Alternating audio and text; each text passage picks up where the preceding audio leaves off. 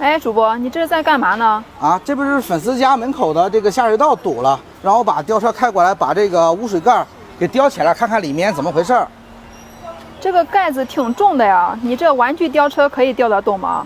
应该没问题。这个盖儿的话，我感觉也就300来斤吧。我这个吊车差不多300斤还是能吊得起来的。我先把这盖儿给它卡紧了。哎，这边也给它卡住，好，两边都卡住了啊。